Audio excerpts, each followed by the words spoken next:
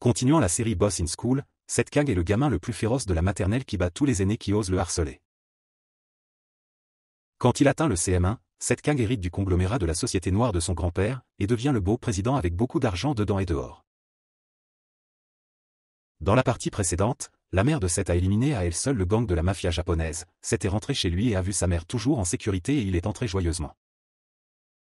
Il a ensuite découvert que la petite fille Akira travaillait à temps partiel dans l'épicerie et lui a demandé très fortement. Ce type au visage mince est le patron du démon à 3 têtes Miduki. Kavin est venu à lui et lui a offert une valise pleine d'argent pour écarter le japonais. Mais le type au visage mince ne voulait pas seulement d'un moyen simple d'entrer en Corée, il voulait aussi qu'il l'aide à faire passer de la contrebande et ensuite il accepterait la demande. Comment Kavin pouvait-il accepter une chose aussi folle? L'autre type l'a aussi vu et lui a donné le temps de réfléchir attentivement. En même temps sur l'île de Jeju, Seth se faisait battre et jeter dans le champ, collé au mur. Le type qui l'a fait était John Lee du parti Mandu. La raison pour laquelle ce type se cachait dans l'ombre toute la journée et sortait aujourd'hui était parce qu'il voulait savoir qui avait battu son frère. C'était à la société quand il a reçu un coup de téléphone, l'appelant était Seth avec un souffle haletant. De ce côté, il n'a dit que quelques mots puis s'est évanoui, John a juste attrapé le téléphone et l'a averti de lui remettre la personne. Seth a entendu le nom de ce gang et a réfléchi un moment, mais son tempérament n'était pas facile à embêter, s'il lui touchait un doigt, il enterrerait toute sa famille. À ce moment-là, Seth était très paisible assis en classe quand il a vu Akira arriver. Aux yeux de sa mère, il n'était pas différent d'un démon très effrayant. Seth a laissé tomber son sac à dos, Seth voulait sortir et parler un peu. Voyant les deux marcher ensemble, la petite Sophie les a aussi suivis et a regardé attentivement, et il était maintenant en train de confronter sa mère sur pourquoi elle était apparue dans le café de sa mère. Elle parlait doucement et ne disait pas un mot, Seth s'est énervé et a voulu lui ouvrir la bouche. Ça a fait pleurer la fille et a obligé Sophie à sortir la tête pour vérifier la situation. Mais Seth ne comprenait pas non plus ce qui se passait. De ce côté, le type au visage mince est revenu à la base et dès qu'il est entré, c'était désert comme un temple abandonné.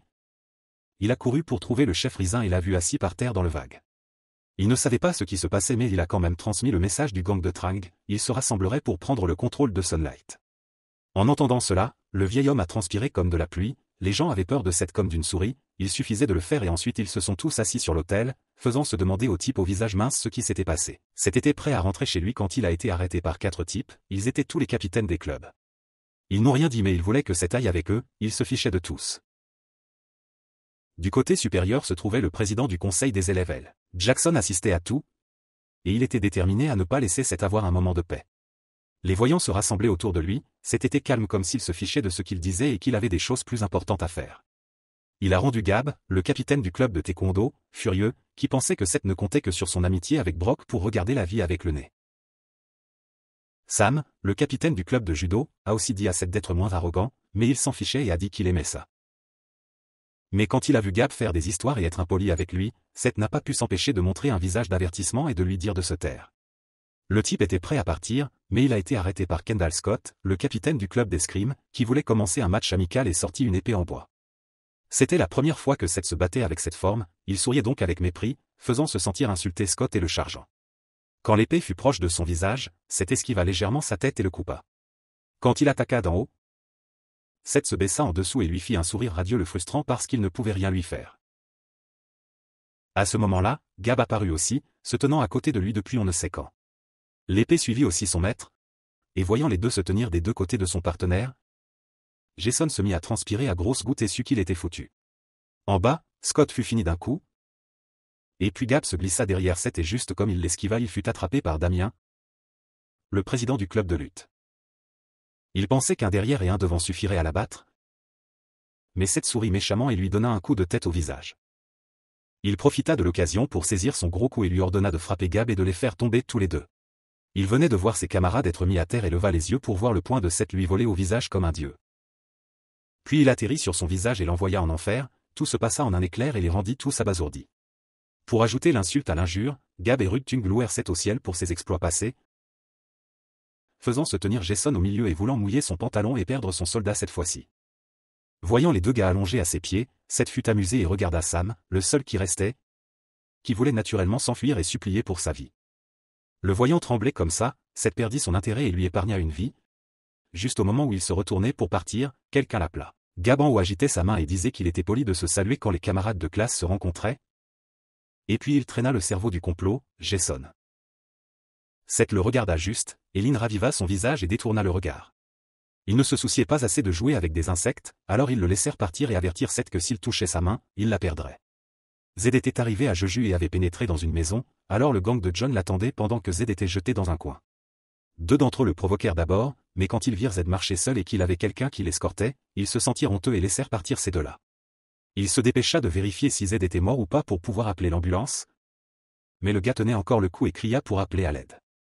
John ne comprenait pas non plus pourquoi ils avaient fait ça juste pour un gamin du lycée, mais Zed voulait juste qu'il lâche la personne. Lynn ne voulait que venger son frère et ne voulait pas rendre ça si extrême. Mais le gars qu'il cherchait était celui qui avait donné à Zed une profonde cicatrice sur le visage. Et s'il perdait, il devait obéir et quitter la Corée.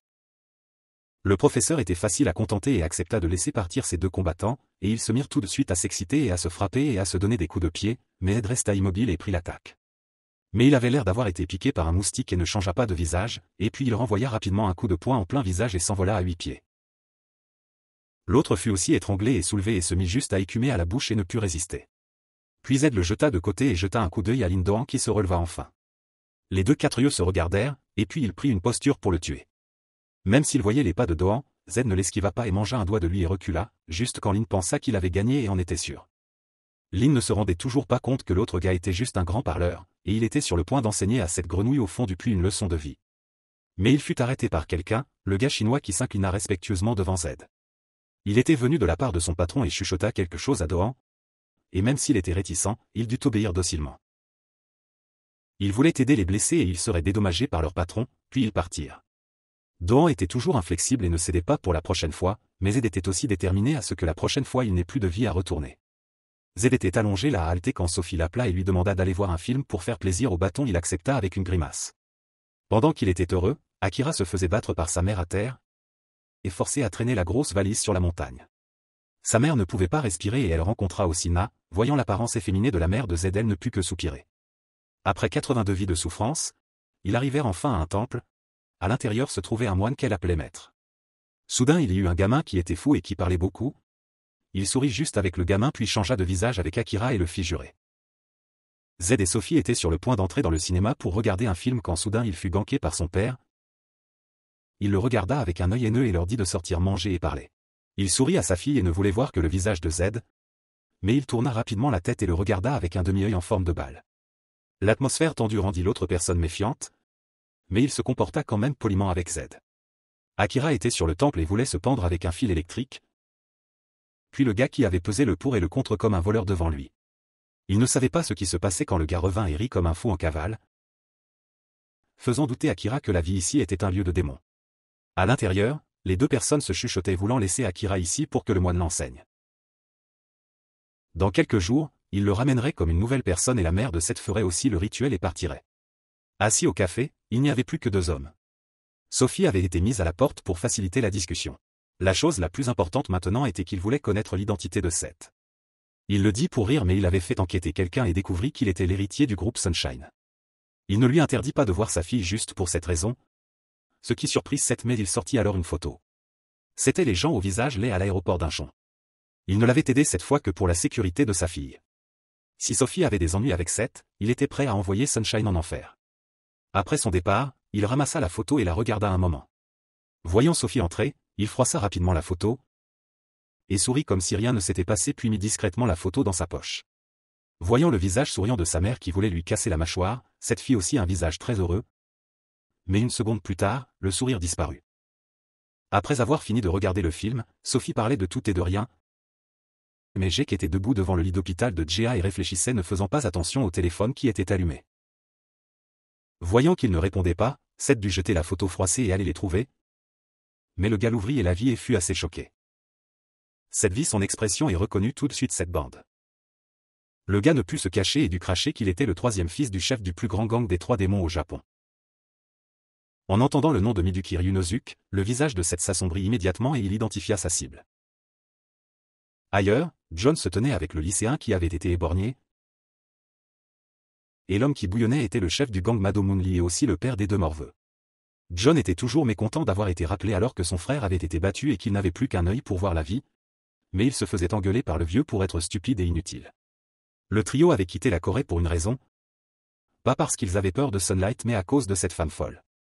Il se souvenait du temps où il était jeune et qu'il avait affronté le père de Zed, quand la mère de Seth était apparue avec un œil en forme de L et regardait le monde de haut. C'était elle qui lui avait fait la longue et tordue cicatrice sur le visage, et parce qu'il avait retenu une leçon pour la vie, il conseilla à son fils de ne pas être sot et d'aller en Corée puis il partit. Le plus jeune commença à s'excuser car c'était de sa faute s'il s'était battu avec eux, mais John était déterminé à ne pas lâcher cette rancune où il ne serait pas humain. Voyant Sophie toujours souriante et inconsciente, Seth se souvint des mots que sa mère avait dit et il était très en colère. J.A.B. avala de travers et se souvint que Roth avait dit que quelqu'un visait son patron, mais il ne pouvait toujours rien faire car Jake était encore coincé avec des choses et il devait être prudent. Mais pour J.A.B., il se fichait du combat, il devait juste surveiller Seth correctement. Il venait de faire l'éloge du temps magnifique d'aujourd'hui quand les deux gars Brock et Victor entrèrent avec fureur, mais ils ne le rencontrèrent pas directement mais allèrent au bureau du directeur. Puis il se souvint qu'il avait diffusé et appelé Seth au gymnase après l'école. Sans attendre longtemps, il se leva immédiatement et alla les trouver. Dès qu'il arriva, il vit le professeur et les deux gars. Il alla droit au but et demanda ce qui se passait qu'il l'avait appelé. Brock voulait probablement une revanche avec Seth. Voyant qu'il semblait réfléchir puis Victor le provoqua et dit qu'il n'était pas une tortue à cou rétracté. Mais Seth se fichait de la raison, il voulait juste se battre avec eux. J.A.B. suivit aussi son patron mais n'osa que se cacher dehors et regarder. Les deux personnes commencèrent à s'échauffer mais quand ils donnèrent les gants à Seth, il ne les mit pas, parce qu'il ne voulait pas que ce soit un sport normal et s'il y avait un problème, il en prendrait la responsabilité. Les quatre yeux se regardèrent sans dire un mot et Brock lança un coup de poing droit sur son visage. Mais Seth put le bloquer d'une main puis lui rendre l'appareil et le gars esquiva aussi. Ils se ruèrent l'un sur l'autre, la scène changea et un sbire rapporta qu'il avait trouvé Seth pour le chef du gang des trois démons à la cicatrice. Chaque coup de poing de Brock était facilement bloqué, Seth jouait maintenant avec lui et souriait joyeusement. Puis il lui donna rapidement un coup de poing en plein dans la poitrine et le fit voler en arrière, mais il ne s'attendait pas à ce qu'avec ce mouvement, Brock puisse encore tenir. Et il le contre-attaqua avec un coup de poing rapide qui devait admettre que le gars était très fort. Quand il était en première année, il avait battu toute la troisième année.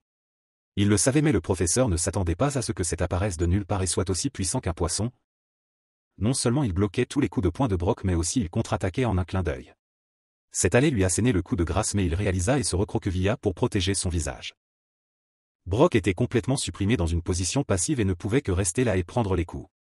Heureusement pour lui, le professeur a arrêté à temps parce que c'était l'heure du déjeuner. Seth regarda Brock debout et respirant comme un chien, puis se détourna mais n'oublia pas de donner un coup de pied à la chose inachevée, à l'approche. Le type au visage mince parlait au type de la famille Shin après avoir confirmé qu'il recevrait une récompense puis il a immédiatement mobilisé une bande de voitures pour aller manger. À l'aéroport d'Inchon, le gang des gangsters de Mando se disputait encore avec leurs parents et allait rendre compte de leur vie. Sur la photo de Seth en uniforme, ils se sont aussi précipités pour le trouver. À ce moment-là, Seth était très paisible en classe, regardant le ciel et les nuages sans regarder le tableau. Quant à Ruth, elle restait encore debout tous les jours comme un devoir d'observer et de protéger. Voyant soudain une file de voitures arriver à la porte de l'école, comme c'étaient tous des bus, il ne comprenait toujours pas ce qui se passait. Jusqu'à ce qu'ils tirent le portail et descendent en SM comme des fourmis debout pour saluer le type au visage mince, Ruth se rendit compte qu'il était mort. Le type vit immédiatement la cigarette qu'il fumait tomber, le type chauve qui se tenait à la porte vit cela et fut alerté. Voyant la foule d'entre eux affluer dans l'école, Ruth ne put que le menacer de lui ouvrir le portail pour que je puisse entrer. Voyant le type toujours têtu, il ne se donna pas la peine de dire quoi que ce soit pour gaspiller de la salive, il avança directement et lui attrapa le col et le tira pour lui cogner la tête sur le portail. Le visage de Ruth était toujours inchangé, très calme, il sortit un bâton, et le frappa, il tendit les yeux très froids. Mais en attrapant la clôture et en s'envolant, mais à cause de ses jambes, il resta coincé et se retourna le cou dans l'étang. En embrassant le sol, Ruth avait mal mais perdit quand même son téléphone pour appeler à l'aide, ici J.A.B. était assis sagement en classe en étudiant sérieusement. Recevant un message de Ruth que le chien était là, il sauta et effraya tous les élèves. Puis il demanda calmement de quitter la classe mais ne put échapper aux yeux aiguisés de Seth. Dans la salle de pratique du rock, Victor réfléchissait encore à la vie, ce type devait s'entraîner davantage pour avoir une chance de gagner. Mais il insistait toujours sur le fait qu'il n'avait pas perdu parce qu'il n'avait pas encore joué sa spécialité de lutte. Soudain, la porte fut enfoncée et fracassée, les petits frères du type au visage mince entrèrent et se mirent en ligne. Tous deux se rendirent compte que quelque chose n'allait pas mais ne s'attendaient pas à ce qu'ils trouvent Seth sur la photo. Ils virent qu'il n'y avait personne d'autre que deux, alors ils décidèrent de partir, mais ils furent rappelés. Rock voulait savoir ce que cette bande de déchets cherchait chez son adversaire. Puis les deux parasites se faufilèrent et se placèrent devant eux. Ce groupe de personnes était entré dans l'école et s'était séparé pour le chercher. Dès qu'il était sur le point de monter à l'étage, J.A.B. était là à attendre depuis longtemps. Quand il vit le démon à trois têtes apparaître soudainement ici, il fut excité. Voyant qu'il voulait sincèrement savoir, il était prêt à répondre qu'il était de Sunshine. Puis il sauta directement des escaliers et se plaça juste devant le type à la tête pointue. Quand ils comprirent la situation, le couteau dans la main de GIAB était déjà coincé dans son estomac. Assis en classe à écouter le cours du professeur, Seth prêta attention aux bruits extérieurs. Le professeur d'éducation physique agissait docilement comme le directeur, mais ils avaient donné un coup de pied à la porte et fait d'irruption, mené par le visage plat.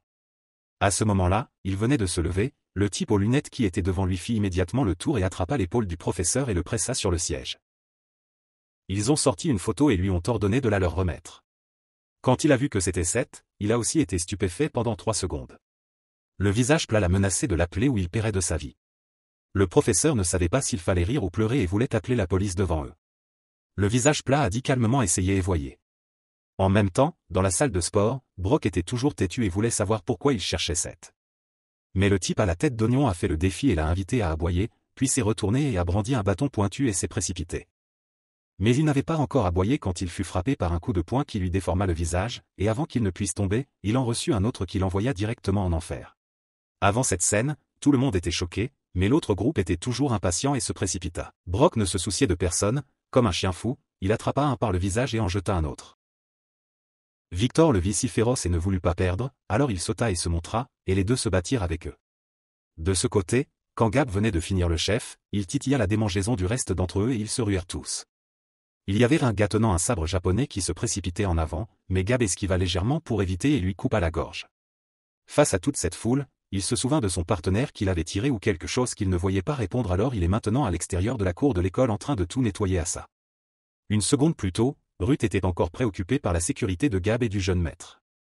Mais une seconde plus tard, il sourit jusqu'aux oreilles et ignora son âme et celui qui était en colère, puis comme un autre gars avec du sang tenant un bâton se précipita vers eux.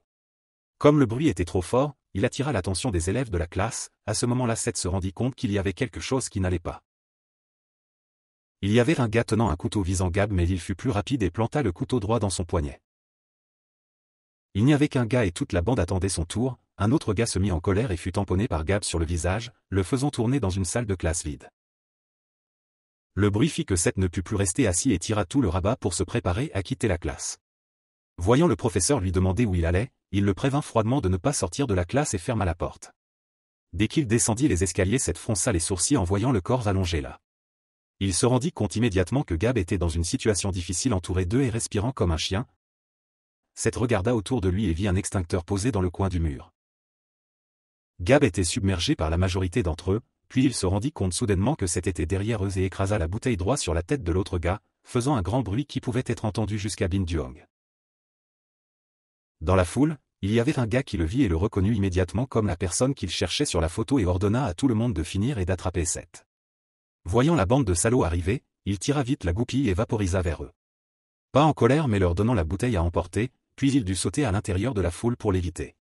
Ne sachant pas ce qui s'était passé à l'intérieur, un après l'autre ils sortirent la tête, jusqu'à ce que cette sorte sans oublier de saisir la tête d'un gars et de la claquer sur le sol. Avant l'étonnement de June, Seth prit juste une respiration et finit sans suer une goutte. De ce côté, le professeur appelait le 911, il rapporta rapidement qu'il y avait une société noire qui attaquait l'école de Yangjin. Mais la police de l'autre côté entendit cela et argumenta qu'il manquait de personnel et qu'il ne pouvait pas arriver à temps, mais en fait il s'en fichait. Les nouvelles ne s'en souciaient pas non plus. Voyant le professeur appeler désespérément et être raccroché unilatéralement par l'autre bout de la ligne, le gars au visage maigre s'approcha et sourit joyeusement. Mais alors quelqu'un entra en courant et interrompit son plaisir, lui annonçant qu'ils avaient trouvé Seth, ce qui le rendit encore plus excité. Tous avaient été bombardés en morceaux mais ne savaient toujours pas avoir peur et entraînèrent le troupeau à revenir. Gab ne pouvait pas appeler Seth, mais il lui envoya un texto pour le lui faire savoir. En entendant cela, Seth se mit immédiatement en colère et ses veines se gonflèrent une à une, mais après avoir réfléchi un moment, il ordonna à Gab de se dépêcher. Seth n'avait pas besoin qu'il le protège, il pouvait donc être audacieux et les frapper, et à l'extérieur, chacun d'eux fut battu par Seth jusqu'à ce que leur visage soit méconnaissable. Au lieu que quelqu'un se prépare à le frapper par derrière, il se retourna rapidement et lança un beau coup de pied dans son épaule, le gars s'effondra simplement et n'hésita pas à ajouter un autre coup à son visage. Il le tua et retourna auprès de ses camarades, et finit par les achever, mais avant de pouvoir respirer, il vit Seth et Gab les traîner dehors. La fête des retrouvailles ne fut pas seulement cela, mais Brock et Victor se joignirent également, les voyant aussi mettre leur nez dedans, il les avertit de se perdre. Soudain, le visage plat sortit ses hommes, et dès qu'il le vit, il se souvint que c'était lui qui était sur la photo qui le visait. Il lui demanda ce qu'il voulait et aboya rapidement, bien sûr il n'était pas venu ici pour voir les merveilles, mais pour prendre la tête du chef de Sunlight et se vanter au monde entier. Provoqué par lui, Seth voulut le frapper, mais il fut bloqué par les deux autres devant lui, voyant que le visage plat ne renonçait pas et appelait son puissant acolyte. Dès qu'il sortit, tout le monde sut qu'il était leur proie. Brock et Gab venaient de prendre leur position quand il s'envola et salua chacun d'un coup de poing au visage. En voyant le type aux lunettes en venir facilement à bout de deux, Seth ne put s'empêcher de devenir fou, et voilà que les policiers au visage vide arrivèrent enfin. Et puis, quand ils ne regardèrent que de l'extérieur, ils confirmèrent qu'elle n'avait rien à voir avec ça et dirent qu'ils auraient mieux fait d'aller boire un coup, mais soudain l'un d'eux remarqua quelque chose à l'intérieur.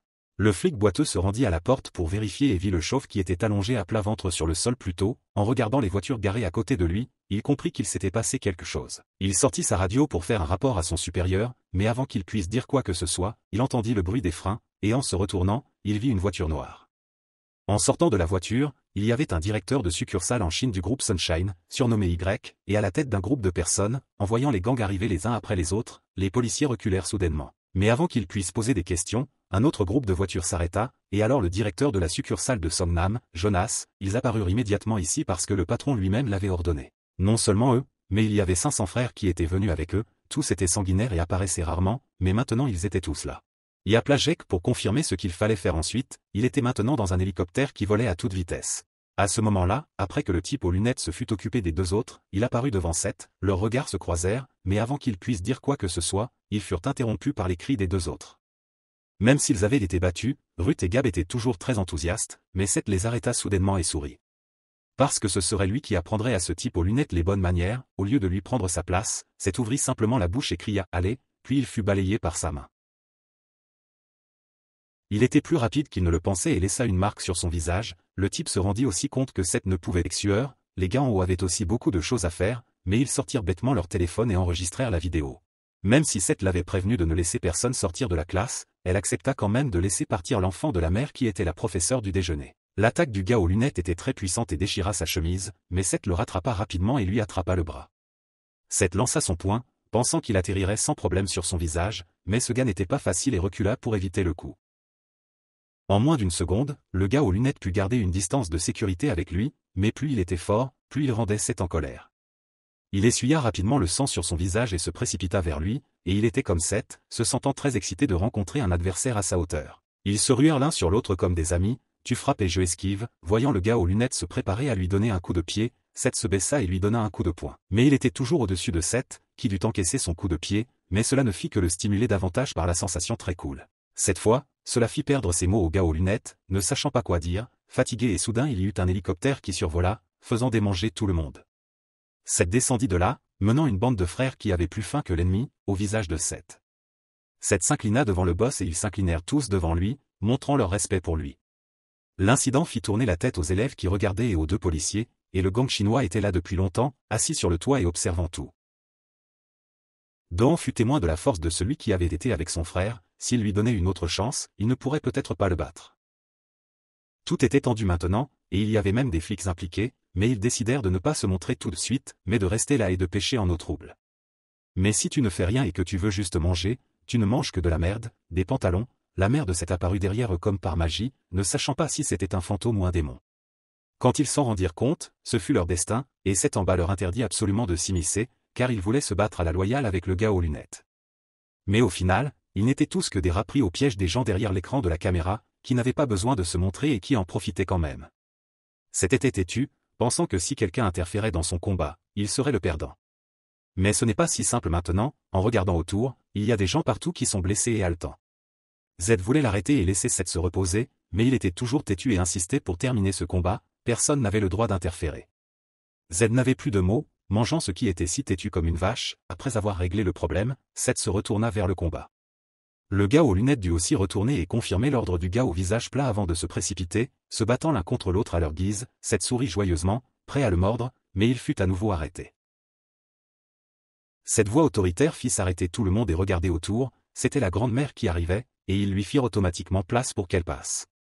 La mère de Seth apparut et remarqua la caméra, mais elle l'ignora et dit qu'elle s'en occuperait plus tard. Elle se retourna immédiatement et ordonna à Zed de vérifier si quelqu'un était gravement blessé et de les sortir de l'école. Il venait d'ouvrir la bouche pour parler quand elle le réprimanda. « Depuis quand oses-tu désobéir à mes ordres ?» Ses yeux froids firent frissonner Zed. La mère de cette appela rapidement un homme nommé Ayam, qui arriva en un instant, et lui donna l'ordre de soigner les blessés pendant que Z s'occupait de la police. Tout fut résolu en un éclair et tout le monde se dispersa selon son commandement, même son fils en or fut puni par elle. Elle dit, « Tu es un leader, pas un enfant. Le monde se moquera de toi si tu agis comme ça. » Seth n'osa pas discuter et resta silencieusement sur un côté. Sa mère passa devant le type aux lunettes et sut que son fils l'aimait, alors elle lui donna des instructions minutieuses qu'il devait finir l'affaire, sinon il n'aurait pas de moyen de revenir. Quand elle approcha du type au visage balafré, il n'avait pas peur et la nargua, mais la mère de Seth connaissait son passé et lui donna deux choix, le premier était de se taire et de partir. Il fut soudainement ordonné et devint furieux, crachant des mots grossiers, mais avant qu'il ne comprenne ce qui se passait, le type qui se tenait à côté de lui tomba et son cou fut aussi coupé. Elle voulait être une mère douce devant son fils, mais si ce type de ligne ne connaissait pas sa place et essayait de les embêter, alors qu'il ne lui en veuille pas de finir sur l'autel, à regarder des poulets nus avec ses ancêtres. La voyant abattre un type en un clin d'œil, les gens là-bas furent stupéfaits. La mère de Seth continua à dire la deuxième chose, elle laissa le type aux lunettes se battre avec lui, le gagnant serait le roi et le perdant ferait ce que le gagnant voulait.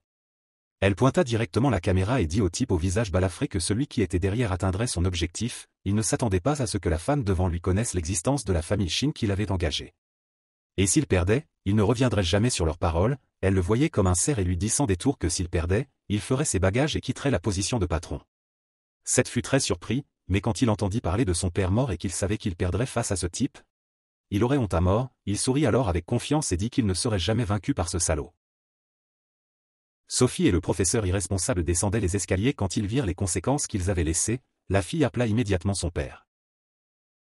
Il entendit que le milieu avait débarqué dans l'école de sa fille et sut tout de suite que le démon à trois têtes qu'il avait dans le collimateur était apparu, alors il rassura sa fille qu'il se dépêcherait d'arriver. Soudain, les gens de Yam entrèrent et virent Sophie, il ignora la fille et les examina. Après avoir vu que leur pouls battait encore, il sortit un jeu d'outils de ses vêtements. Il respirait encore, mais s'il survivrait après ses mains ou non, il ne le savait pas. À l'extérieur du portail, les gens de Sunlight bloquaient la police pour laisser le combat de Seth se dérouler sans encombre. Tout était tendu alors que le visage balafré ordonnait au type aux lunettes de le frapper. Il avait reçu l'ordre et sorti un petit poignard qu'il avait caché, il se tourna vers la mère de Seth pour voir s'il pouvait jouer ou non. Après qu'il n'ait pas été arrêté, il osa prendre une position et commencer le combat, il sortit son bâton et le mit dans sa main.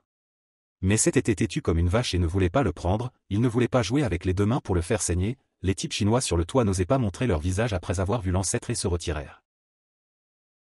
Ils laissèrent les deux monstres en dessous, qui avaient plus de tripes que de cervelle, se précipiter l'un sur l'autre comme s'ils avaient trouvé l'amour de leur vie. 2 ans plus tard, le lycée Yangjin devint une école officielle pour les athlètes, et le professeur d'éducation physique était toujours assis sur le fauteuil du directeur. Les nouveaux élèves se mirent à fouiller les vidéos et à faire des ragots, le combat entre Seth et le type aux lunettes était très tendu, personne ne voulait perdre face à personne. Sa réputation alors, 1 contre 200 gangsters japonais, fut transmise à la génération suivante, mais bien sûr personne n'y croyait, ce qui rendit le type balafré furieux. Alors qu'il se vantait, il y avait quelqu'un qui apparut derrière lui avec une rancune. À cause de son apparence de cochon, il bloquait la circulation, alors le beau-frère lui demanda de sortir le disque, « Mon pote ». L'atmosphère était tendue, puis il y eut une fille qui avait l'air très stylée, avec un sabre en bois enroulé autour de son épaule, qui vint, et dit la même chose que le frère avant, se perdit. Être humilié 2 fois rendit le chauve furieux et il voulut frapper la fille, leurs yeux étaient tous les deux aiguisés. Puis le sabre en bois lui perça l'épaule, son poing n'était qu'à 1 centimètre du visage du chauve. Le chauve ne pouvait pas imaginer que tous les deux n'étaient pas faciles, dans la vidéo qu'il regardait, c'était le moment où Sophie était capturée par le gars à la cicatrice. Seth n'avait pas encore réagi, quand une moto arriva, c'était Gab, qui lui avait donné un billet pour le paradis. Mais 2 ans plus tard, à cause d'être en prison, il s'était fait couper ses cheveux soyeux. Quand il fut libéré, il sortit juste et vit une voiture qui l'attendait dehors, il allait monter dedans, mais quelqu'un descendit. Voyant le visage familier, Gab s'inclina et dit bonjour patron, et il fut assigné à retourner à l'école une fois de plus. Devant le portail de l'école Yanyin, il y avait un élève qui portait un sac très stylé sur son épaule et marchait à l'intérieur, c'était le gamin du temple de la mère de Seth qui y avait été. Se souvenant de ce temps, le maître était calme et évitait l'électricité, appelant le nom du gamin à la cuisine, entendant toujours Inno mourir quelque part, viens ici et vois. Appelé par le professeur Du, le gamin se réveilla enfin de son rêve. Yinno se réveilla juste pendant 3 secondes puis s'effondra, puis il mangea un bâton droit sur sa tête, le réveillant. Non seulement il fut battu, mais ce vieil homme était trop, il ne le laissa pas grandir nulle part. Puis il continua à aimer le gamin, tandis qu'il évitait tout, c'était quand il manqua de souffle. Le gamin avait un tas de bois et de livres d'eau, il finit tout le travail, mais il ne savait pas pourquoi il était toujours battu. Maître No était en colère, le maître se retourna juste et lui dit de faire ses bagages, rendant le gamin confus, il venait juste de raccrocher pendant 3 heures, comment pouvait-il le virer? Mais la vérité est que Yin avait passé l'examen de transfert il y a 2 ans et qu'il veut maintenant obtenir son diplôme d'études secondaires, il doit emporter son ordinateur portable pour étudier. Alors Yin, un gamin pauvre et maladroit de la campagne, vint et trouva l'école Yangjin. Dans la classe 1 à 5, le nom du professeur principal est Zosho, et dans cette classe il y a 3 athlètes principaux, Zia Bei, le visage de brioche, et la fille d'avant. Le professeur, avant de parler, fut poussé par Yin, qui ouvrit la porte et les têtes regardèrent Zo, le gamin s'inclina à 90 degrés comme le maître lui avait dit qu'il devait saluer le professeur. Le gamin fit comme on lui avait appris et pensa qu'il était un bon et intelligent élève, mais le professeur le regarda comme s'il voyait un monstre et dit à Yin de s'asseoir et qu'il devait aller au bureau du directeur. Quand le professeur partit, le gamin était toujours respectueux comme s'il voyait le grand frère partir, puis il se tourna vers les gamins de la classe qui le regardaient comme un extraterrestre. Yin se redressa et se présenta, c'était la première fois qu'il venait à l'école, car avant il avait dû passer l'examen de transfert au temple. Puis les visages dorés de la classe apparurent en entier. Il sonna juste à la porte et n'eut pas le temps de demander, puis il y eut une voix à l'intérieur disant « Entrez », faisant sursauter le gamin de la campagne. Yin était encore assez timide à cause de la tête de Zo, mais dès qu'il regarda à l'intérieur, il vit la mère du patron qui l'attendait. En voyant la sœur qui avait étudié avec son maître ici, Yin était très heureux, le gamin de la montagne n'était pas fou de venir ici et de ne pas se perdre. Yin se vit attribuer une chambre avec toutes les commodités, un uniforme et un bureau. C'était la chambre où Zed avait séjourné, le gamin allait bientôt le rencontrer. Il n'avait pas le temps de s'asseoir et de se reposer, son derrière était chaud, puis elle emmena Yin au sous-sol. Après avoir allumé les 4 bougies aux 4 coins, la pièce avait de la lumière et pouvait voir les armes clairement. La mère de Zed voulait tester le niveau de Yin et lui dit de choisir une arme, mais il réfléchit et ne voulut pas se battre parce qu'il ne voulait pas lui faire de mal. Les yeux de Yin n'étaient plus pétillants comme avant, mais seulement froids et morts. Le gamin avait appris à ne jamais perdre dans un combat. La réaction de Yin rendit la mère de Zed très heureuse et elle sourit, elle ne perdrait certainement pas. Dans la salle de classe, les présidents des clubs se rassemblèrent, et maintenant Sophie devint la présidente du conseil des élèves. Celui qui montrait de l'agacement était le président du taekwondo Maikan, et celui qui bavardait était le président du judo Paoka Vkaka. Tout le monde montrait son attitude parce qu'il devait perdre du temps ici et ne pouvait pas s'entraîner, rendant Sophie très difficile. Puis quelqu'un poussa la porte et entra, dissipant l'atmosphère morose, c'était Victor qui s'était teint les cheveux en noir et qui était maintenant le président de la boxe et aussi le champion du tournoi de boxe de l'ASEAN. Dès que Victor entra, les autres se turent comme des coquillages. Ils tirèrent juste leurs chaises et s'assirent, le visage en sueur. Brock ne pouvait pas venir parce qu'il devait s'entraîner pour le prochain match national. Mike perdit patience et montra son attitude, leur demandant de discuter rapidement du problème principal, mais ils hésitèrent encore et n'osèrent pas regarder Brock.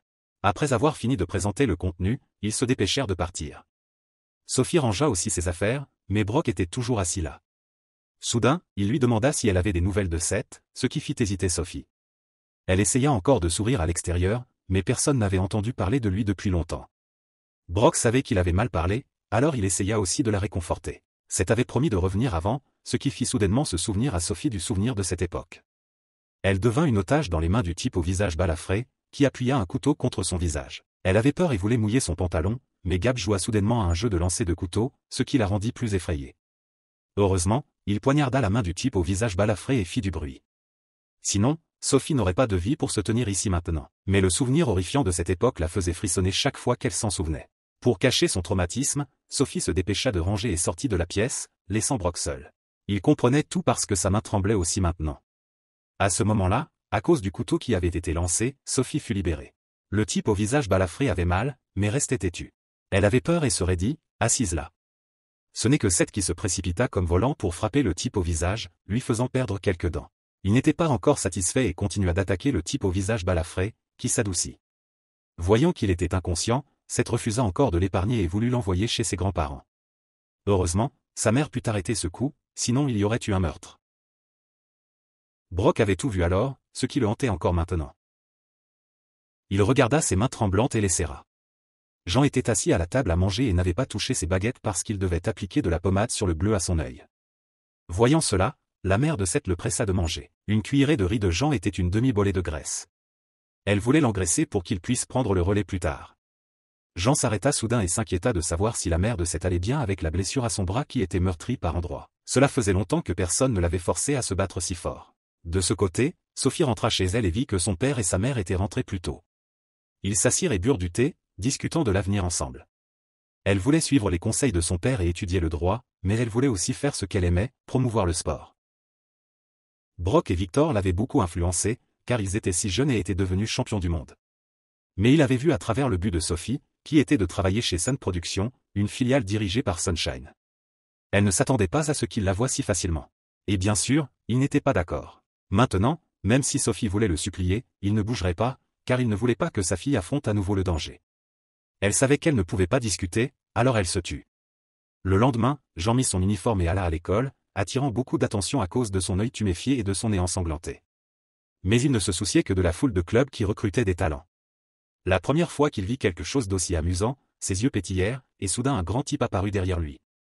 Jean leva les yeux et vit que c'était Bao, qui était assis à côté de lui, bien que l'école exigeait que chaque élève rejoigne un club. Mais Bao était un élève spécialisé, il n'avait donc pas à perdre de temps là-dessus, et soudain le salaud à la grosse tête bloqua la route large et ne bougea pas, fixant les deux qui se tenaient là. Voyant son visage sournois, Jean sourit soudain. Le salaud à la grosse tête voulait que Jean lui cède le passage, mais il ne voulait pas faire le tour, alors que le petit était encore naïf et pensait qu'ils étaient de bons amis dans la même classe. Le salaud attrapa alors la chemise de Jean et le menaça, mais le visage du gamin ne changea pas voyant qu'il voulait l'emmener pour une discussion privée, Jean acquiesça et le suivit. Dans un coin désert de l'école, le salaud chauve continua à se vanter. Il sortit un paquet de cigarettes de sa poche de pantalon et en mit une dans sa bouche, puis chanta une chanson sur lui-même étant Zika, le patron de l'école secondaire. Mais Jean, qui venait de descendre de la montagne, n'en avait jamais entendu parler et tendit soudain la main et arracha sa cigarette d'un coup sec.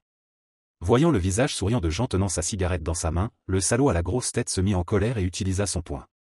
Mais le coup de poing était comme au ralenti dans les yeux de Jean, et il lâcha la cigarette dans sa main et accrocha son bras autour du bras du salaud pour l'arrêter. Voyant son visage souriant comme une fleur sans aucune difficulté à le bloquer, le salaud se mit encore plus en colère, et puis soudain quelqu'un intervint et leur dit d'arrêter.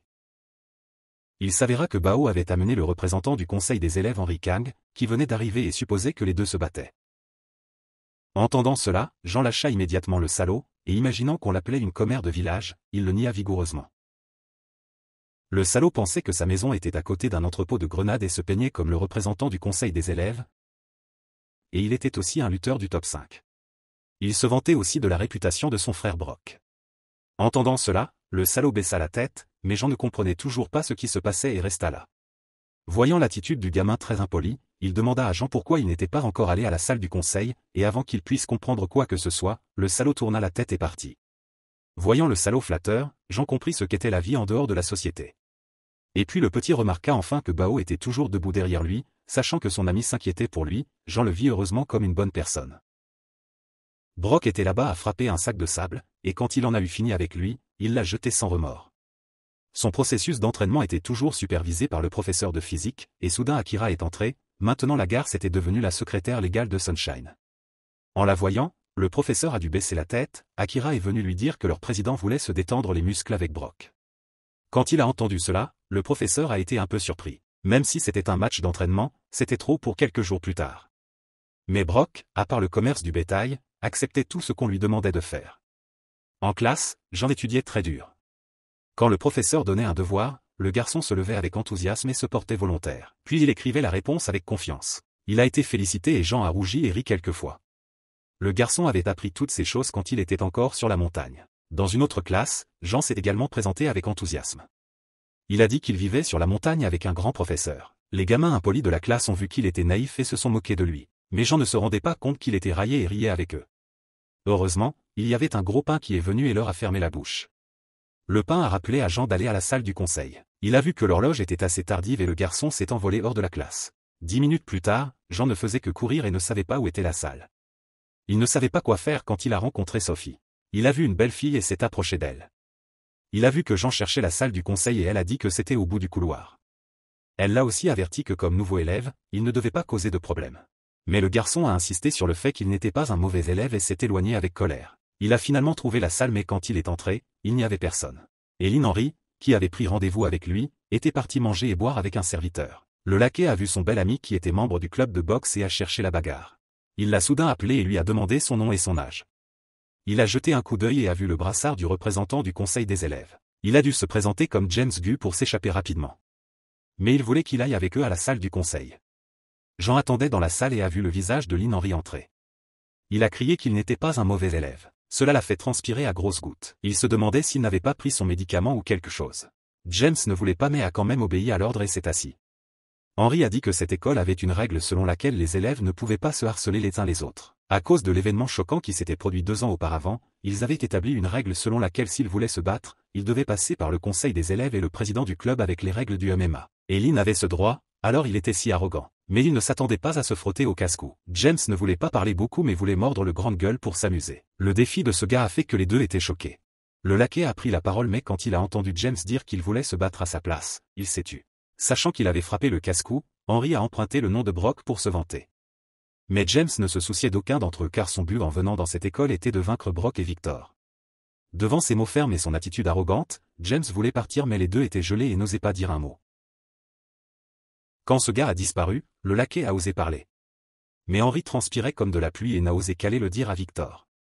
Le drame était terminé et James a demandé poliment s'il pouvait partir. Il avait encore beaucoup de choses à faire à la maison. Mais le laquais l'a averti que s'il osait dire à quelqu'un ce qui s'était passé aujourd'hui, il devait préparer son esprit à s'asseoir sur l'autel. James n'en croyait pas ses oreilles mais il a été chassé par ce gars. Le garçon a quand même obéi. Il s'arrêta soudainement devant la salle de classe et les regarda avec un sourire et des yeux profonds qui voulaient vaguement les défier et leur faire sentir sa présence. James retourna en classe et attira l'attention de James et Bao Bao à cause de son visage en colère. Le fauteur de trouble avait aussi beaucoup de questions mais fut entraîné par son acolyte. Puis les deux voyous se chuchotèrent bruyamment l'un à l'autre, voulant donner à James une leçon qu'il n'oublierait jamais. Dans la salle de boxe, Victor marmonnait et frappait le sac de frappe, mais James le détestait, lui et sa bande. Lynn se tenait devant lui et avait un peu peur, mais lui raconta quand même l'histoire de James. De l'autre côté, le gars rentrait chez lui quand il fut retenu par Victor. Après s'être fait engueuler pour avoir utilisé le nom de son club pour causer des ennuis, il vint juste dire quelques mots d'avertissement et puis il voulut partir. Mais cette fois, c'était au tour de James de le rappeler. Ce gars était impatient de se faire frapper par Victor, alors il voulut se battre quand il arriva à la salle de sport. Mais ces derniers temps, Victor était aussi infecté par le sang de chien fou, alors il dit juste allez, je vais vous faire plaisir à tout moment. En entendant cela, James leva aussi les yeux, mais fut fermé par ce gars, qui prit rendez-vous pour demain à la salle d'entraînement. Avant de pouvoir comprendre quel était le motif, le fauteur de trouble revint avec une bande de gens et lui demanda s'il voulait s'amuser avec lui ou pas, bébé. Ils se taquinèrent et James passa par là et les aperçut par hasard. À l'aéroport international de Narita au Japon, une foule de proches de J.A.P. d'Akira suit un homme masqué. Il y a aussi quelqu'un avec des lunettes à l'ancienne qui s'incline respectueusement devant cette personne. De ce côté-ci, le père de Sophie repasse encore une vidéo d'il y a 2 ans. Cette frappe l'autre gars à la mâchoire mais se fait entailler le ventre avec un couteau en retour. Il baisse la tête puis riposte en lui saisissant le menton, et les deux fous continuent de s'attaquer violemment, échangeant coups de poing et de pied. Voyant que les deux sont à égalité, le gars au visage défiguré se rend compte qu'il n'a aucune chance de gagner. Par coïncidence, les instincts de chat de Sophie se réveillent, et elle se précipite à nouveau dans la mêlée. Comme un chat avec une bouée de sauvetage, elle attire l'attention du gars nommé Seth. À ce moment-là, il arrête immédiatement la vidéo, appelle quelqu'un pour obtenir des informations sur la personne qu'il cherche, et apprend que la personne est arrivée à l'aéroport de Narita. Il se souvient d'une fois où il a rencontré beaucoup de policiers mais a été empêché d'entrer. Heureusement, le père de Sophie réussit à se faufiler et se précipita vers sa fille. Il vit Seth vaincre le type au visage défiguré. Voyant Sophie assise effrayée dans un coin, il enleva rapidement son manteau et la couvrit. À cet instant, en regardant les yeux assoiffés de sang de Seth, il ressentit une colère intense. Jin, incapable de gérer la situation, décide de suivre la foule. Pendant ce temps, dans une ruelle, James bat chacun de ses adversaires un par un. Au moment où il allait partir, il vit Jin. Le petit curieux était sur le point de s'éclipser pour jouer aux cartes mais fut rappelé. James ne comprenait pas pourquoi ce type agaçant le suivait. Mais pour le naïf Jin, suivre les conseils du professeur de ne pas se battre et de ne pas faire de mal à ceux qui sont plus faibles que lui était un devoir. Soudain, celui qui avait reçu une leçon devint James. Il devint fou et voulut frapper le gamin. Mais en un clin d'œil, son coup de poing fut bloqué par un coup de pied aussi rapide que l'éclair de Jin. Le coup de pied était trop rapide et trop dangereux. Il rendit James étourdi. À ce moment-là, le visage sérieux de Jin afficha un sourire victorieux. Il vit le gamin oser se moquer de lui. Il se mit en colère et grinça des dents. Il refusa de perdre et recula. Il se ressaisit et riposta. Mais il n'eut pas le temps de faire quoi que ce soit. Jin était devant lui. Mais en dessous, le poing du gamin frappa l'estomac de James. Mais le bon garçon avait appris à ne pas frapper les faibles. Alors il se retourna et partit avant la question de James. Jin rentra chez lui et descendit immédiatement au sous-sol. Il prit une respiration et révéla son corps musclé. Puis il ferma les yeux. La mère de Seth apparut vaguement. Elle n'eut pas le temps de le toucher. Elle fut frappée par un genou dans le bras. Puis Jin donna un coup de pied. Il ne la toucha pas mais il fut frappé par un Bouddha dans l'œil. Le gamin respira soudainement fort quand il se souvint. Il décida de ne plus se faire frapper et se leva. Il commença son entraînement. Au Japon à ce moment-là, Rose et Giabi discutèrent longuement. Ils parlèrent de tout et de rien. Mais l'atmosphère à l'intérieur était tendue comme une corde. Les deux démons à 3 têtes avaient goûté à la douleur. Ils transpiraient comme une douche. Et il y avait John Buzzer. Il était le chef du gang Madou. Et celui qui les rassemblait était notre personnage principal Seth. Il apparut. Il ordonna à Akira de prendre la télécommande et d'activer le projecteur. L'image d'un grand stade apparut. Cela émerveilla tout le monde. Il s'avéra que Seth organiserait un match au stade d'Osaka. Il voulait que ces gens mettent quelques joueurs pour s'amuser. Bien sûr, la présence indispensable était la plus sanguinaire. Seth participerait également. John semblait n'attendre que cela et accepta le plan. Il partit. Mais il n'oublia pas de demander s'il y avait une limite de poids pour les armes. Il savait qu'il pouvait montrer sa personnalité en toute confiance. John était excité. Même Seth attendait aussi avec impatience 3 mois plus tard. Il sourit et voulut célébrer. La mère de Seth tenait une longue lance à ce moment-là. Jin venait d'esquiver l'attaque. Il se rendit compte qu'elle allait donner un coup de pied, mais à cause de la vitesse, le gamin ne put que se défendre et encaisser le coup. Jin ne renonça pas et riposta. Mais la mère de Seth sourit car sa main avait bloqué l'attaque. Alors les deux continuèrent à se battre. Ils ne s'arrêtèrent pas jusqu'à ce qu'ils se séparent. C'était parce que les deux côtés étaient épuisés. Après l'entraînement, Jin fut récompensé par une tasse de café. Le gamin était très excité et raconta à quel point c'était amusant à l'école. Il s'était lié d'amitié avec 2 personnes, Ban Bao et James. Mais la mère de Seth voulait demander au gamin s'il avait déjà un bâton. Parce qu'avant de descendre de la montagne, le maître lui avait dit de ramener un homme fort. Alors quand son mari mourut, elle ne put jamais revenir. Jin entendit cela et transpira à grosses gouttes. Il ressentit de la douleur et se demanda comment il pouvait obtenir un bâton maintenant. Il faisait comme si c'était facile. Brock participait maintenant à un match. Son adversaire était un boxeur de la zone poids léger classé 7e. C'était la première fois qu'il affrontait quelqu'un du top 10. Mais il n'était pas inquiet car Brock savait que le nom de crête de coq doré ne valait pas un doigt de 7. Alors il n'avait rien à craindre. Le match commença. La crête de coq doré n'arriva même pas à toucher le visage de Brock. Il fut frappé par lui et s'envola. Il n'eut pas le temps d'atterrir au sol. Il fut frappé à nouveau par un uppercut et renvoyé au sol. Avant 5 secondes, le match était terminé. Brock se dirigea directement vers le professeur de physique et voulut être promu. Il s'ennuyait avec ses gars. Tout se passa. Seth le vit derrière l'écran. Il ordonna à Akira de l'ajouter à la liste des matchs. Les élèves furent émerveillés par la victoire écrasante de Brock. Ils bavardaient joyeusement. Puis le chauve tira soudainement la porte et entra. Ils virent la blessure sur son visage. Ils n'osèrent pas parler beaucoup. Mais comme il était trop féroce, ils firent semblant de l'ignorer. Ban Bao et Hara entrèrent dans la classe. Son visage ne changea pas. Mais jusqu'à ce que James entre, le chauve transpira et trembla comme une souris. Il le vit s'approcher de lui. Il se souvint de l'horreur de s'être fait tabasser. Il avait peur et voulait mouiller son pantalon. Mais soudain Jin apparut comme un dieu. Il lui rappela de ne pas harceler les faibles. James était en colère à l'extérieur. Mais sa main tremblait involontairement. Il savait qu'il ne pouvait pas riposter. Il ne faisait qu'un jeu de lutte avec le salaud et retourna à sa place. Mais soudain, Hara vint chercher la bagarre. Elle rit et se moqua de James pour s'être fait battre par un garçon de la campagne. Il lui dit la vérité. Il ne savait pas comment épeler le mot « campagne » sauf pour le nier. Mais il ne pouvait pas le cacher. Elle vit ses mains trembler. Puis elle changea soudainement de cible. Elle voulait donner une leçon à Jin. À l'heure du déjeuner, Jin regarda son plateau plein de nourriture. Il bavait. Soudain, Ban Bao s'assit à côté de lui. Mais la chose notable était son énorme assiette de riz. Alors ils se disputèrent pour voir qui mangeait plus. Mais quand Jin fut rassasié et faillit faire éclater son bouton, Ban Bao mangea encore un plateau plein. Soudain, Hara s'assit en face de Jin. Elle ne tourna pas autour du pot. Elle alla droit au but. Elle savait que James était mort de peur. Elle demanda au gamin de monter sur le toit après l'école. Mais Jin ne comprit pas. Il attendit qu'Hara parte. Puis il osa demander à Ban Bao ce qui se passait. Sauf pour Jin, quiconque regardait savait qu'elle voulait se battre avec le gamin. Cela le fit réfléchir pendant toute la classe. Il regarda juste Hara. Une nouvelle voiture noire entra dans l'école. La personne qui sortit de la voiture et ouvrit la porte était Akira. C'était donc Seth qui revenait à l'école. À ce moment-là, Jake était assis au bureau. Akira et Seth ouvrirent la porte et entrèrent. Il vit le boss arriver. Il se leva et lui donna sa place. C'était celui qui avait arrangé pour Jake de faire ce nouveau travail ennuyeux. Mais il n'osa pas désobéir. Il se contenta de se taire. Il mit Seth au courant que sa mère avait pris un disciple il n'y a pas longtemps. Il ne comprenait pas ce que faisait sa mère. Mais il s'en fichait. Seth lui demanda s'il aimait ce nouveau travail. Il vit qu'il ne s'en souciait pas beaucoup. Il renonça à plaisanter avec lui. Seth se changea dans l'uniforme qu'Akira avait apporté. Cela faisait longtemps qu'il ne portait pas l'uniforme scolaire. Soudain, Jake parla du plan qu'il était en train de réaliser et dit qu'il ne réussirait pas parce qu'il n'y avait aucun moyen de le trouver, ce qui énerva Seth. Il se demanda quelle tête avait ce type que Jake et sa mère essayaient d'empêcher Seth de venger la mort de son père.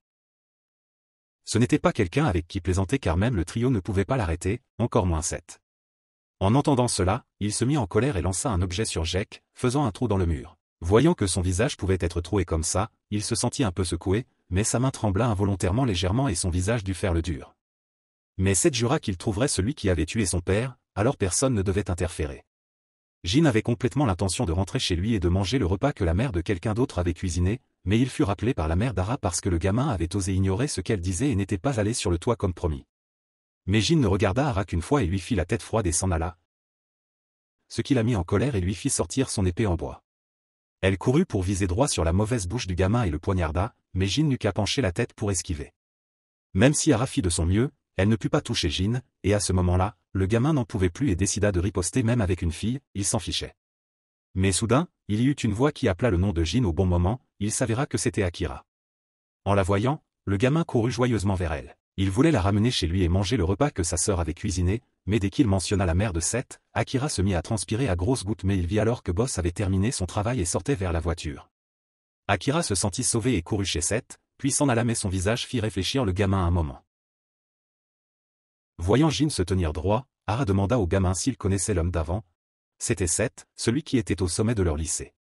Tout le monde à l'école le savait parce qu'ils avaient regardé la vidéo, mais Jin venait de descendre de la montagne, alors comment pouvait-il avoir quelque chose de luxueux comme un téléphone pour regarder? Alors Ara dut emmener ce gamin de la campagne se laver la bouche et manger du kimbap tteokbokki et lui prêter son téléphone pour regarder la vidéo éclairante. Bien qu'il ne s'en souciât pas beaucoup, le gamin fut attiré par le combat féroce des deux. Entendant Ara dire que Seth allait retourner finir ses études, le gamin se mit à réfléchir. Jin venait de rentrer chez lui et vit Jack, le chef du gang Lin and Jin, avec la mère de Seth. Voyant cet homme costaud, le gamin s'inclina poliment. Jin savait qu'il se passait quelque chose, mais elle ne voulait pas le dire. Aujourd'hui, il n'y avait pas d'entraînement, alors elle laissa le gamin aller dans sa chambre et se reposer. Soudain, Jin mentionna qu'il avait rencontré Akira et le fils de Seth plus tôt, ce qui la surprit beaucoup. Mais elle ne s'attendait pas à ce que Jin dise la vérité qu'il avait amené le gamin de la montagne à cause de son fils. Mais ce n'était pas le moment, alors sa mère continua à le nier. Cependant, elle demanda quand même à Jin de dire à Seth de rentrer à la maison s'il le rencontrait, et sinon, d'utiliser la force pour le ramener. Parce qu'il n'y avait pas d'autre moyen, Seth était maintenant aveuglé par la vengeance et n'écoutait plus sa mère. Jin entendit cela et ne put qu'acquiescer. Chez Sunshine Corporation, Ruth tenait un bâton prêt à tirer. JAB avait préparé 2 bâtons et il y avait aussi Akira. Ils étaient tous prêts à se battre avec Seth qui avait soif de bataille. Akira sortit secrètement 3 fléchettes et les tira pour ouvrir la voie à JAB et Ruth qui le suivaient. Mais aux yeux de Seth, c'était comme au ralenti et il put facilement esquiver sur le côté. Puis il se baissa rapidement pour éviter un coup de pied, se retourna et balaya la jambe de Ruth. Akira put esquiver la main de JAB et lui donner un crochet du poing plus un combo d'un doigt au menton. Akira utilisa sa vie pour s'envoler, mais Seth n'eut qu'à esquiver légèrement pour l'éviter. Les 3 se mirent à se faire des signes pour l'encercler en même temps, faisant rire Seth. Puis la scène changea et les 2 autres furent battus si mal qu'ils n'eurent pas à tuer aujourd'hui. Seul Seth était comme s'il venait de se promener dans le jardin et était plein d'énergie. En France, il y avait 2 joueurs qui se livraient à l'escrime, mais le blond était plus faible et fut touché par un casque volant qui lui transperça le cœur. C'était Pierre, qui était plus doué que les autres mais ne participait à aucune compétition olympique parce qu'il trouvait cela ennuyeux. Soudain, il y eut quelqu'un qui entra et s'inclina. Il donna à Pierre un papier rouge avec 4 dragons se battant pour une perle. En le recevant, le gars sourit et sourit de plaisir. Aux États-Unis, Brock mit son adversaire KO avec un coup de pied à la nuque, au lieu du garde du corps qui le regardait, il reçut un coup de téléphone. C'était Boss qui appelait Brock pour qu'il rentre au pays, le gars savait qu'il y avait un combat qui se préparait. Ensuite, c'était le Japon, où il y avait une maison au milieu de la montagne, Lunette alla chercher l'homme qui était appelé son maître. En revenant en Corée au lycée, il y avait une voiture qui roulait à toute allure comme si c'était la route que son grand-père avait laissée derrière lui. Puis sortant de la voiture était Seth, celui qui avait racheté l'école avec de l'argent, il était cool, mais soudain Jin sortit sa tête et voulut discuter avec lui. Sophie se tenait sur le sol avec ses yeux 110e et pouvait voir Seth. Et en bas ici Akira était terrifié et ne savait pas ce que le gamin voulait lui faire. Puis il croisa le regard du fils de la mère et dit à Seth l'identité de Jin. Mais il n'en croyait pas ses oreilles et commença à examiner le gamin. Il ne s'attendait pas à ce que le gamin devant lui soit l'apprenti de sa mère, mais Jin ne se gêna pas pour tourner autour du pot et alla droit au but qu'elle voulait que Seth rentre à la maison. Après la tâche, le gamin se retourna et partit, mais fut ramené, puis il vit le visage de Seth aussi rapide que le cul d'un singe et ne pouvait pas croire qu'il y avait quelqu'un qui osait lui parler comme ça. Akira essaya de le calmer, mais c'était inutile. Seth devint encore plus furieux quand il sut que beaucoup de gens avaient été témoins de l'attitude grossière de ce morveux envers lui. Mais Jin insista pour aller jusqu'au bout avec le tigre et voulut donner à Seth une leçon pour la vie, non seulement en le mettant en colère mais aussi en étant très curieux de savoir à quel point ce gars était fort. S'était tendu comme une corde quand soudain Sophie entra. Ses yeux étaient froids mais quand il vit la fille du passé, ils devinrent très doux. Mais avant qu'il n'ait eu le temps d'en profiter, il fut ramené à la réalité par Jin. Le gamin mentionna la règle de l'école et voulut ensuite se battre avec Seth. Il n'avait pas vu quelqu'un venir le chercher des noises depuis longtemps, ce qui le rendait excité et frissonnant. Seth et Akira furent affectés à la classe 3 à 8, son apparition fit crier les élèves de la classe.